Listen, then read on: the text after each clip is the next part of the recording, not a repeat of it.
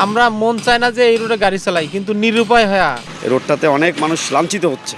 রংপুর নগরীর প্রাণকেন্দ্র জাহাজ কোম্পানি মোড় থেকে সাতমাথা পর্যন্ত সড়কটি দীর্ঘদিন ধরে সংস্কার না হওয়ায় বর্তমানে বেহাল অবস্থায় রয়েছে। সড়কের বিভিন্ন স্থানে পিচ উঠে গিয়ে তৈরি হয়েছে বড় বড় গর্ত ও খানাখন্দ। বৃষ্টির সময় এসব গর্ত পানিতে ডুবে থাকায় চলাচল হয়ে ওঠে আরো ঝুঁকিপূর্ণ। তবুও প্রতিদিন এই সড়ক দিয়েই হাজারো মানুষ জীবনের ঝুঁকি নিয়ে যাতায়াত করছেন। এই ভাঙ্গাচুরা রোডে আসলে যাত্রী এবং গাড়ি ড্রাইভার সবারই সমস্যা। আর বৃষ্টির সময় বিশেষ করে তো এই রোডে চলাই যায় না, মানুষের খুবই কঠিন দুর্ভোগ, হাহাকার অবস্থা। মানুষ মানে একটা আমরা মন চায় না যে এই রোডে গাড়ি চালাই, কিন্তু নিরুপায় হয়ে গাড়ি চালাইতে হয় আমাদেরকে এই রোডে। এই রোডে আসলে গাড়ি চলার কোনো পরিবেশ নাই।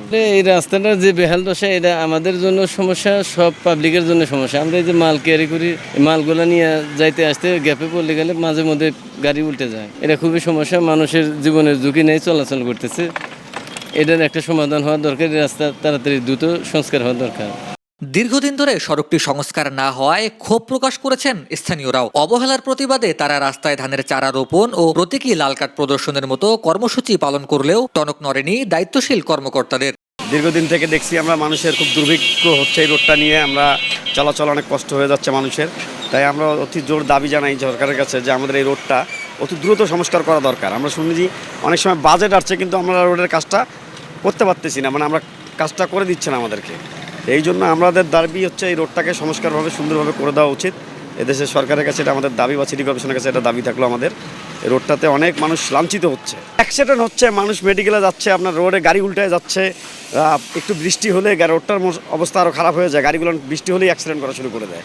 রংপুর সিটি কর্পোরেশনের পক্ষ থেকে প্রায় 210 কোটি টাকার একটি প্রকল্পের আওতায় এই সড়কটির সংস্কারের পরিকল্পনা রয়েছে। বাতাসে এমন মুখরোচক নানা গল্প শোনা গেলেও বাস্তবে তার কোনো চিত্রই মেলেনি গত এক দশকে। তবে এরই মধ্যে রসিক প্রশাসক আশরাফুল ইসলাম দিলেন নতুন আশার বাণী।